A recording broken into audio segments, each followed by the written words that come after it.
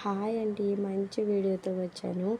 చపాతీ పిండి అయితే ఇలా అయితే కలుపుకొని ఇలా చిన్న చిన్ని రౌండ్గా అయితే చుట్టుకుని అయితే పక్కనైతే పెట్టుకోండి.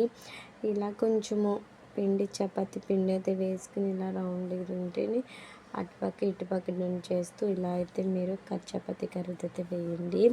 చపాతీ పిండి అనేది మనము ఒక అరగంట అయితే మనము కలుపుకుని అయితే పెట్టుకోవడం వల్ల సాఫ్ట్గా అనేది అయితే వస్తుంది. చపాతీలు ఈవినింగ్ పిల్లలకి ఎట్టినా మనము తిన్నా చాలా అయితే మంచిది. చపాతీ రోజు తినడం వల్ల స్టమక్ అనేది తగ్గుతుందండి, స్లిమ్గా కూడా అవుతారు. రోజుకొకటి తీసుకోండి, చాలా బాగుంటుంది. భోజనం అయితే చేకిన తర్వాత ఈ ప్రాసెస్లో మీరు డైట్ అయితే మెయింటైన్ చేస్తే మీకైతే స్టమక్ అనేది ఉండదు, స్లిమ్గా అయితే ఉంటారండి. ఇదొక్కైతే ట్రై చేయండి. ఇలా వేసిన తర్వాత మనం ఆయిల్ వేయకూడదండి, ఆయిల్ అస్సలు యాడ్ చేయట్లేదు నేను. మీ ఇష్టం వేసుకుంటే వేసుకోవచ్చు అంతే.